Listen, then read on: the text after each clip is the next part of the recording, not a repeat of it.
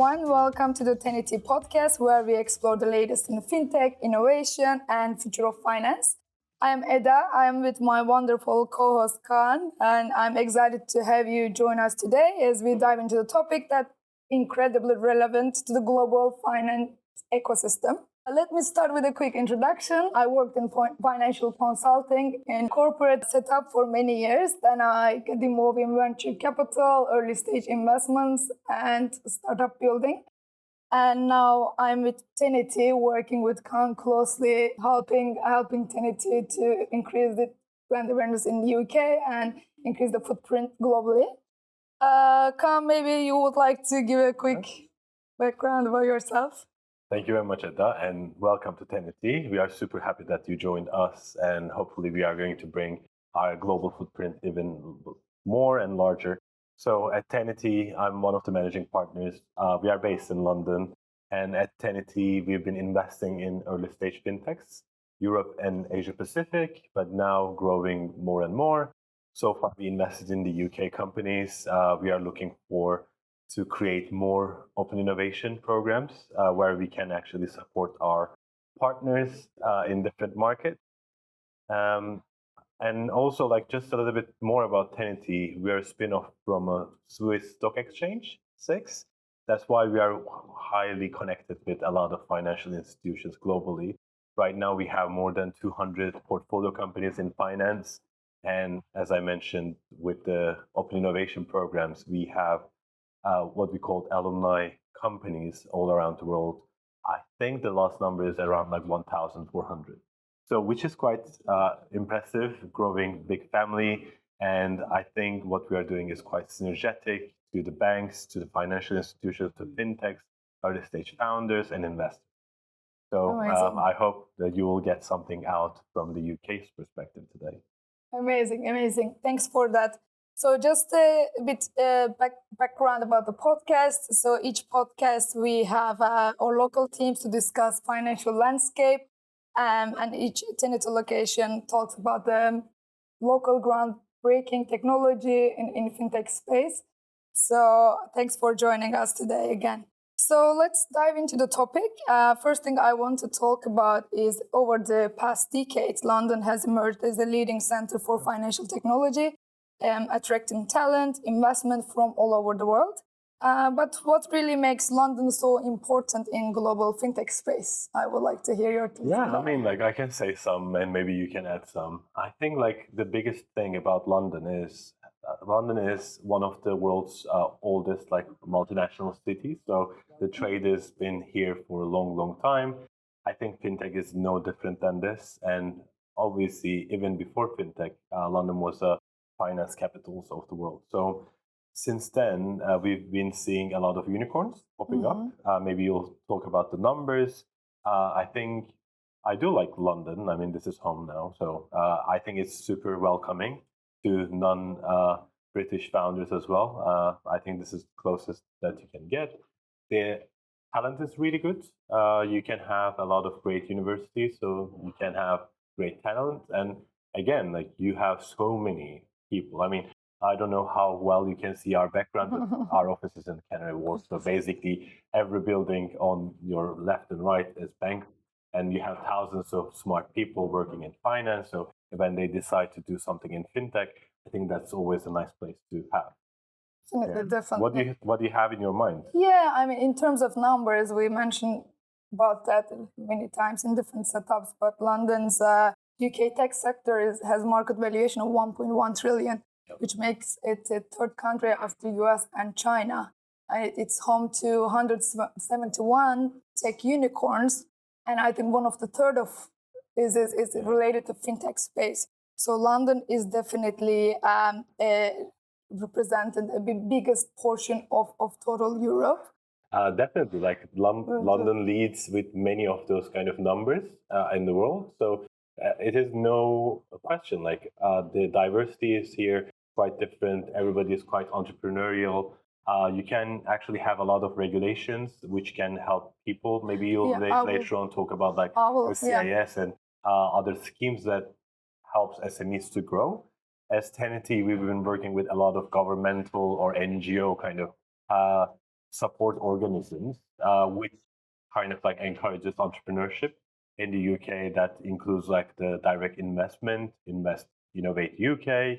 We have like local partners like London and Partners or like Midas for Manchester or any other parts of the UK. So you can see a lot of different muscles to grow. And also like when you see it, like you mentioned, like 1/3 of nearly all unicorns here are fintech, and their founders are like coming from different countries. So that's what you get. Like this is the story of the US as well. Like we see San Francisco, New York having great founders, but most of those founders are kind of like born and grown somewhere else, but come to play on a level of like global level. And this is pretty much the same for London. Yeah, definitely. I mean, there are also growing cities like Manchester, Liverpool, and Birmingham. Newcastle, I think it's quite interesting. Yeah. And also, you have Dublin. It's not UK, but quite close by. And for years and years, LinkedIn, Google, Facebook had their offices, which had like thousands of engineers. Exactly. Now those engineers are also like coming here, going there. Yeah, one of the reasons are that the universities in the UK are very successful globally, and then the talent in fintech space, but also software, like from like different backgrounds coming into the space. So yeah, when it comes to investment landscape, there are many players like 500 VCs, 1,500 family offices, and like more than 50,000 asset managers, and exactly. all those investors are trying to support startups in the ecosystem. So that's one of the reasons that London is a fintech hub or like startup hub in that way. On top of that, we mentioned that there are like big corporations start having their HQ in London, like HSBC, Barclays, Aviva, in finance and insurance sector. So it's also kind of helping us to grow in that region. We should talk like two things. Like one of the things is like on the regulation aspect of it, like maybe like FCA sandbox. I think in fintech you need that because now many of those countries in Europe, in Middle East, in US, because fintech is kind of quite well regulated industry. So you cannot start it like any other SaaS product. So if it's like a consumer financial product, you need the regulation. And in those kind of things, you need the sandboxes where you can actually test your solution in an environment which is kind of regulated. And I think London was one of the first in the world. And that is quite open to the rest of the fintech. So if you have the tool, so it is always easy here to start understanding how you should develop your product, have your licenses, and FCA is interesting authority to help and support. I mean, technically to regulate first, but also encourages like new coming companies. But on the investment side, I just mentioned my name, EIS and SEIS. Would you like to talk about this? Yeah, sure. Yeah, on top of FCA sandbox, there is also other regulations, for example, in blockchain and crypto space as well, which is very challenging in some of the other locations or regions. But the UK is trying to make this a bit easier for them to reduce the entrance barrier. But on top of that, SCIS, EIS is something like a great initiative that the government provides to early stage investments, making London and UK as a more investable place. And also it attracts many angels in that way.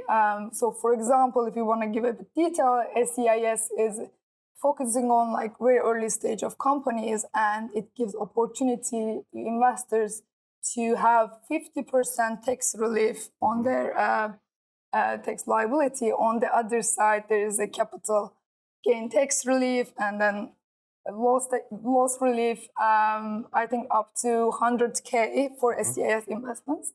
And then EIS is more mature companies, but it's also still early stage, and the tax relief is up to 30%. Yeah. And there's again like capital gain relief and then tax loss relief too. So that makes a great environment for startups and early stage investors Yeah. to get together and give opportunity to collaborate in a way. I mean, like I know, like some of our portfolio companies already utilize their like EIS and SEIS reliefs, which is super nice because I mean, when you think about like entrepreneurship, it always boils down to like how much money you can actually get it from external investors. That starts with the angel investors. So London is generally attracting much more than the rest of Europe, which is quite great. And even like I don't think that we mentioned this before, but even like crowdfunding is quite interesting. If I'm not mistaken, like Revolut even did a crowdfunding round. So They did, yeah. basically, thousands of people are going to make a lot of money, which is super nice because this is how ecosystems actually grow. So hopefully, we will see like more of our like companies getting more funding from the UK. Yeah. And you know, like we do this podcast for like few different reasons, right? We also want to make sure that people get to know about Tenity. So people who are listening to this and maybe have investor friends or like you mentioned like tax credits, we do work with those kind of like consultancies to help our startups.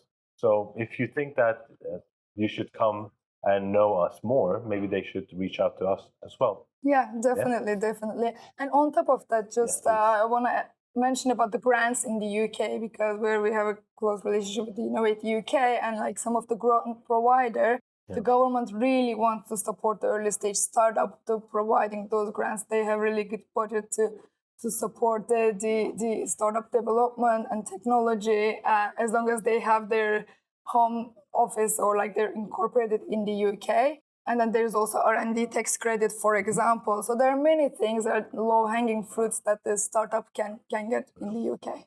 I mean, just before like closing this regulation part, like again, so I've been doing this for the last 10 years, and the companies that we invested are in so many different jurisdictions. As Tenity, we have 6 different offices, so we know how to set up companies, how to pay taxes and stuff.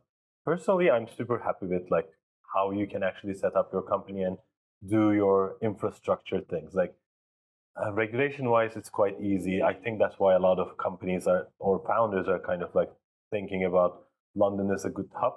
So, and I'm super happy that we are kind of like trying to grow a lot of companies in this region as well, because I think it's one of the good ones. Definitely. Amazing recap. Let's dive in a bit more. We talked about the London is being Fintech hub with the supported regulatory environment. Shall we talk about the key players in the UK who drives innovation in the fintech ecosystem? If you want to give a couple I mean, of examples. for me, when you think about like stakeholders in innovation stakeholders, we kind of have like 5 different types of stakeholders generally. So the first one I would generally talk about is the founders. So people who are well educated, I would say, like, I mean, at least statistically, like you need to see those guys with good resources, with resilience. And I think UK is quite strong on that because at the end of the day, you get to have a lot of good universities and it is a hub of attraction. The second part would be generally corporates, I would say, because again, a lot of the solutions that those founders are coming up with, some people need to try those solutions. And in some cases, you need people who are buying those solutions who should be maybe inclined to try out new things so they can use like new startups or fintechs solution. The third one would be the funding. So I would say like the VC. I mean, quite obvious. I think UK has nearly larger than the rest of the Europe combined. I think it was like the first half of it is $2 billion. In terms of venture capital, obviously the global venture capital had a problem since 2022. Like during COVID, we had a peak, then it kind of like receded significantly. But I think overall, still UK is quite good. Then on the fifth, I would say like the regulation, generally like government and like the what vertical you talk to, we already focused on it quite often. I think we are good. And finally, the supportive organizations. Like accelerators, incubators, NGOs for founders, and maybe like a support groups.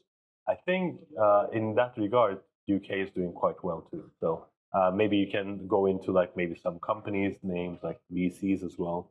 Yeah, sure. Yeah, as you mentioned, it's as there are like so many different names in innovation space, and we will discuss how Tenity plays a role in that space as well. But there are like, as you mentioned, the corporate venture arms playing a quite big role in the UK, like Barclays Rise, NatWest, even Level 39. They provide these incubator programs and then support this early stage startup to help them to get off the ground and get in the market. And also there are like fintech focused VCs like Anthemis and Balderton, just purely focusing on startup, fintech startups in the UK. And also we can talk about the unicorns in the fintech space as well, like Revolut, Monzo that everyone knows of. Was based born in the UK, and there are many future corns coming up too. The biggest other players, I don't know if you know, like checkout.com and GoCart, you just mentioned. And we have one portfolio company, Tokyo, is doing well in the UK. I mean, just for the Tokyo, like Tokyo is a great example because on that sense, they're our portfolio company. We are so happy to have them. And also, we mentioned our open innovation programs, like where Tenity is quite strong, where we work with great companies or even governments to design and run innovation programs. And Tokyo is also our alumni company from Visa Innovation Program, where in the Southern Europe, we work with best fintechs and help them to do POCs with the local banks and companies like Visa. So Tokyo is a great example for both of the things. Like, so we get to do in this. Amazing. I believe like London, it's clear that London fintech scene thrives due to the collaboration with the diverse and dynamic players. That's given. You mentioned a little bit, but let's dive into the investment topic a little bit more.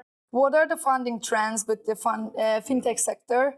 There's been a lot of buzz around venture capital funding, especially in the UK and London. Maybe you can share some insights about the latest trends and how it's shaping the fintech landscape. Yeah, I mean, VC funding around like fintech, again, it's 1/4 to 1/3 of most of the investments. I mean, we've seen a huge spike in AI, obviously, in this year and the last year, and just also like with blockchain too. So I think that VC investments are going to grow. Like now we see many of the most valuable companies, they are in that vertical. So in terms of the early stage investment, it's a little bit different because the problem with the fintech is if your use case requires the certification, you need to raise capital, but people are not so eager to write the first check. So I think there needs to be a balance, and that's where like maybe like CVCs are coming handy because they can check the solution, they can try to embed the solution and maybe write the first check. So sometimes it's a good thing, sometimes it's a bad thing. I cannot say it's like that's the way to go only. But at Tenity, at least we believe that you need to have synergetic ecosystem of people around you. Like in our fund, we have UBS, Julius Baer, Six, those financial institutions. Since we are already partners with them, they gave their like honest feedback on potential portfolio companies or portfolio companies, which is great. And also like with Visa, with HSBC, where we do open innovation programs, we get to meet with a lot of people working in those institutions, and they also become our like good friends. So they also give their like feedbacks and stuff. So I think that ecosystem, being a part of this ecosystem, can help people. At the end, if you want to raise money, you need to have some kind of familiarity, and maybe that's the way to go. Definitely, totally agree. In terms of early stage investing, or even like when you look at the global fintech investment in 2023, it dropped by 48%. But when you look at early stage investment, it remains strong.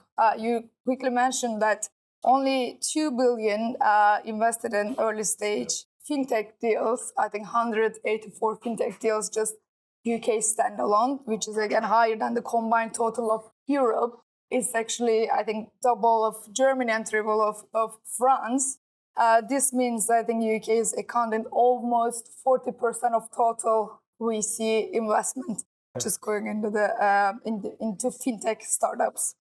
And in terms of early stage startups, again, I think when we look at the verticals, payment was playing a quite big role, right?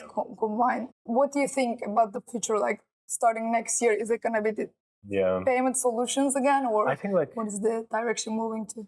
I mean, payment and lending, I think they kind of like took a hit, and also they kind of like getting more commodity in a sense. Now we have so many different solutions around those topics.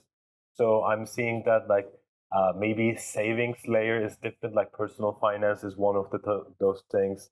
I mean, with the gold rush of like crypto, I think we will again see a lot of like hopefully adoption of different type of cryptos. Maybe if we will see anything on the payment, it might be on that. I think we do have a trend for SMBs, like small, medium enterprises or businesses. Their transactions are less digital, I would say, or less automatized compared to like personal finance. And obviously, I think like the cryptography or security is one of the biggest topics. Like because now you have the AI, which is a good tool for everyone. That includes like hackers, or like they can create generative content to your moms, your dads, to attack their like bank accounts and stuff. So I think that is going to be one of the topics which is quite interesting to be developed. And maybe I had something else in my mind too, but I think pretty much those are the ones that climate fintech. Because now with every country like trying to do their best to make sure that we don't have disasters on climate. We just released our like climate fintech report. We've been doing this for a while just to understand like how the companies can actually change it. So you can check this out too. But climate fintech vertical is going to be an interesting thing. Maybe green financing, green lending. Probably most of the liquidity providers, like the banks or like even like the global organizations, will have a better compliance on the target companies they are lending to, and probably we are going to see those kind of tech companies too for reporting and understanding which company is doing what. Yeah, especially in the UK as well, right? Considering these net zero targets by 2050, government is putting a lot of efforts to put these regulations in place, and also like in some different cities like Manchester, we mentioned that they have, I think, 2038. They're trying to get net zero targets. So there are a lot of projects happening in the UK around that topic. So moving to another point, shall we talk about growing partnerships between traditional bank and fintech companies? Sure. In the past, banks and fintechs were often seen as competitors, and now I think it's more moving towards the collaboration. So, what is your view on that? I mean, like, I like the collaboration part and also competition part. Like, I was reading an article about most of the fintech founders are not finance people, which says something. You know, like if the innovation is coming outside, because every industry, like it significantly grows, it's established themselves, then it gets a little bit lazy because it becomes massive. Then you need regulations, then everything gets slower, and then you have a new type of companies comes in, distributes it. Like this is what we call creative destruction. Like there is nothing wrong with it. Like we know that this is what I was teaching. So, but what we really like to talk to, especially like the banks, financial institutions, or what we call like traditional incumbents, there are like ways to do innovation. obviously they have their R&D teams. Like each of the banks, they are trying to work on like, I don't know, tap to phone, tap to pay, lending, maybe new kind of like solutions. But with us, what we see as Tenity, there are like so many different ways to do it. Like they can engage with people in like high schools or universities, even doing like hackathons, just to understand the ideas, what people are thinking. It's better than market research, like they can do market research, but connecting with different generations is interesting. And or then you can train your extended innovation teams on innovation, because it's a mindset. It's not just it's not like project management. Like they need to see the cues where they need to improve those things, and we do help some of the companies as well. Then in some cases they have some problem. They know that they cannot solve it internally, and they reach out to us. What do you think? Do you think it's an interesting aspect? Because I kind of feel that this what makes Tenity more special. Do you have any comments? Yeah, I totally agree. When I think about the other players in the same space, Tenity provides this open innovation program, and this collaboration with the startups and big corporates is adding big value to both sides as well. Because one of the biggest issues for early stage startups is getting first customers on board, and most of the accelerator cannot really provide that to their startups or portfolio companies, whereas Tenity, having this strong relationship with the big corporates, banks, and financial institutions, giving a lot of different benefits to startups, and putting first steps in the market. So I mean, I'm quite proud. Like at least from the applications to the pipeline, we do see that a lot of fintechs in Europe and Asia Pacific sees the value of Tenity's ecosystem.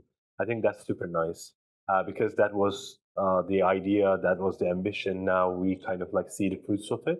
And as you mentioned, we get to work with different financial institutions on different levels.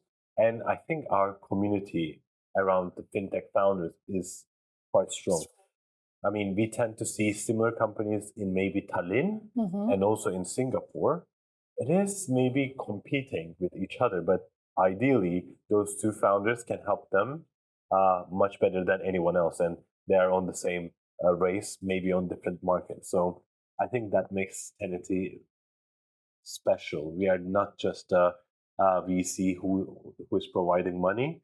I mean, hopefully we will have more funds to come, and there we are going to inject more capital to our fintechs or current fintechs, and also maybe in different regions as well. But having this ecosystem took a lot of time, but I'm super glad that we did it. And hopefully it is going to be a differentiation factor when it comes to Tenity and ecosystems. Yeah, 100%. It is a combination of many things. It acts as a traditional VC, putting investment in the startups, and as an accelerator, helping them to scale their business. And then with the Open Innovation Program, providing the bridge between the corporates and the early stage startup. It's clear that London's position as a fintech hub is unique, a blend of everything: historical financial foundations, progressive regulatory support, a strong global talent and investment environment. I think it will continue to, attack the innovation and ambition by supported by government as well. And also the investment landscape is quite dynamic, as we mentioned about the number of VCs, family offices, investors, and it's growing significantly. Even the economic environment, there's uncertainty, but we're seeing a recovery stage for early stage investments. And then looking ahead, I think these evolving partnerships between the traditional banks and fintech firms is going to be providing a lot of more, collaborative financial future. I think most of the financial institutions in London, or like in the UK, the big ones, they already have their own actions, being an LP in a fund, doing their like own accelerators, incubators, whatever they choose to do. But I think there's also like hundreds of banks represented in London. There are like even maybe a Turkish bank, a Chinese bank, a Singaporean bank. They don't really have their fully fledged offices. But they have their like London office. So maybe for those guys, we could be a good partner as well, because I don't think that they have the resources to do their like UK innovation part or even understanding the ecosystem. So if we have anyone who is talking about or listening in around that topic, that might be an interesting too. Like we've been talking to like Barclays, different people, NatWest, like they're super good, and we kind of collaborate with them on different levels. But if you have a bigger bank in somewhere else, I think London is not just for the UK people. That's why you can see all the countries kind of like represented here. Okay, we talked about regulation and investment. I mean, yes, you were saying something. No. In terms of being London as a stepstone to access the global market is a thing that most of the startups is looking for it, and then those are the reasons that why it's a perfect place to start. Also, one of the reasons is the time zone, right? It's between North America and Asia, so it's seamlessly bringing together West and East. So any companies who are looking for global expansion, it's a perfect place to start. That definitely makes sense. Like even with us, like we have our Singapore office. It is kind of like our easternmost office.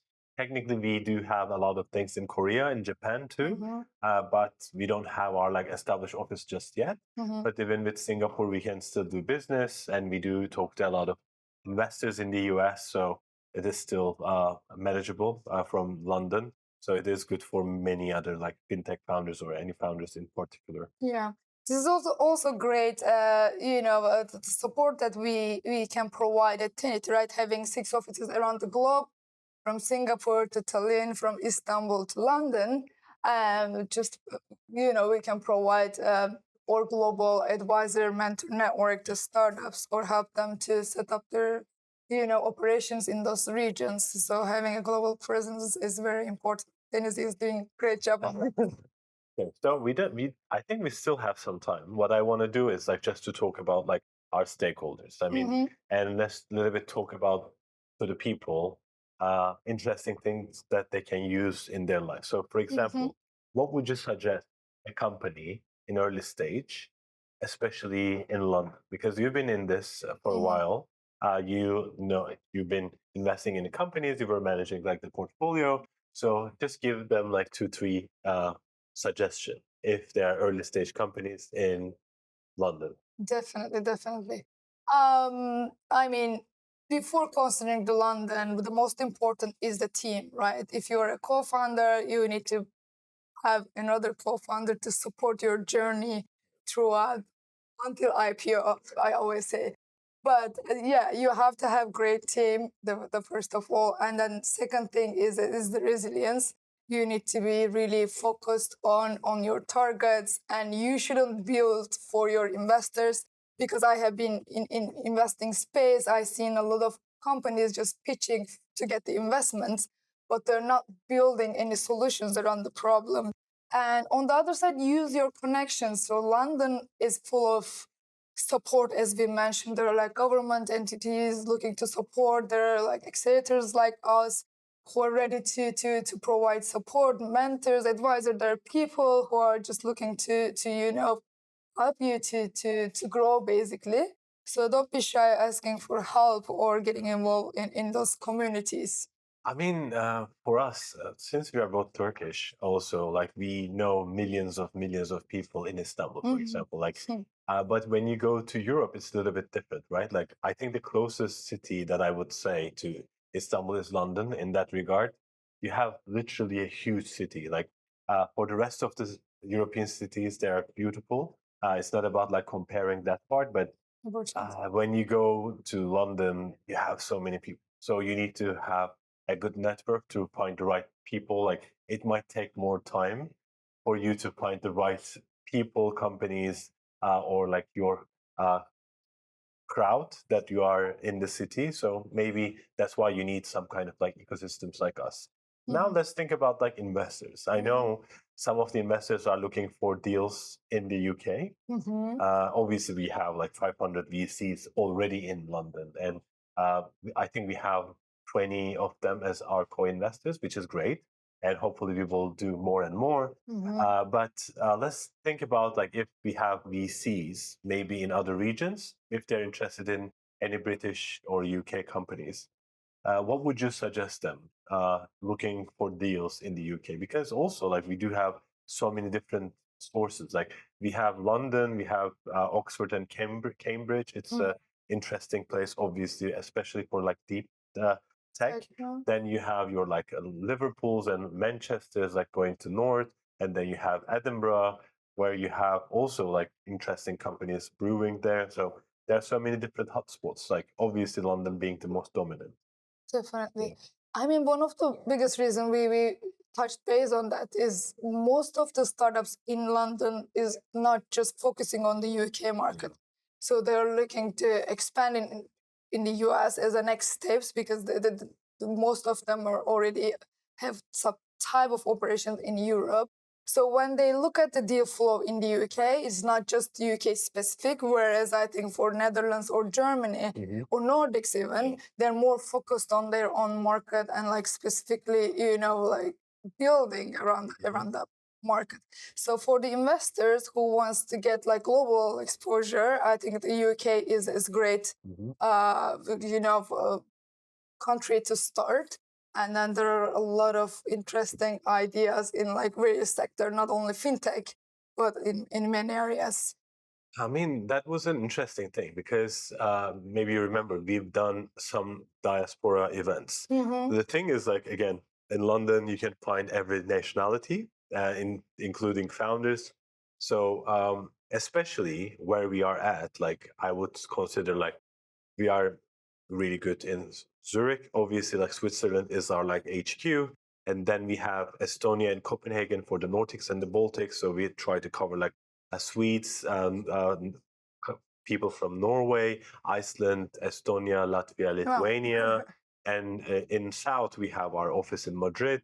If you count like Iberia, then we have Portugal. And we are running our program in Italy. And a lot of our team in Zurich is actually from Italian canton. So they tend to speak Italian.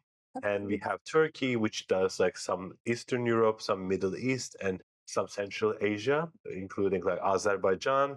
And if you go to further east in Singapore, then we are covering from India to maybe Australia. So maybe one takeaway to people who are listening, if you have this kind of diaspora, we would love to establish it much better. Like with the Italian diaspora, we are quite good. We've been working with Italian Trade Association in Singapore, and also we are doing workshops with them in London. We love to do it. It's the same with the Turkish. Now we are trying to establish more with the Spanish. And with Switzerland, obviously we have less people, but it's super nice. So if you are coming from where we also have an office, makes so much sense to create this kind of diaspora in London, and maybe we can do something together because we have limited resources. They probably have limited resources, so that would be a good thing. Yeah, definitely. There are like many different areas that we can support you. Basically, that's why Tenity is like a global innovation ecosystem, right? With our startup community, you can be a part of like fintech space and like share ideas, knowledge, or many things. And whereas the accelerator programs that you can join and get support from like sector experts and like grow and scale your company. And within our investment support, obviously, will be there to support you throughout your journey. And we will be organizing a community event soon. So I hope we will have our podcast ready by then, but it should be around like 5th of December. So we'll see. I mean, just follow us on LinkedIn. So definitely you will see that happening at this for the invite link. If it's not going to happen for this one, probably we are going to have it every other month. So that's the idea. We want to make sure that we bring our own ecosystem closer and tighter so they can collaborate. Exactly. And if you want to hear more, you can just click join us section on our website, and don't forget to select London. We will be announcing our events or upcoming initiatives in London. And if you want to get involved in the network, please don't hesitate to reach out. Sure. And you can find my OnlyFans link down below. So feel free to subscribe Let us know how can we help you, and uh, let's just join our journey to make it a global fintech innovation ecosystem. Thank you for everything, Eda. Exactly. This is our first podcast. And please let us know your feedbacks or any specific area that you want to hear, you want to just feel free to shoot ideas. And thanks for listening, and thanks for joining. Super nice. It's really great working with you, and with you guys. Thank you. See you guys. Bye-bye.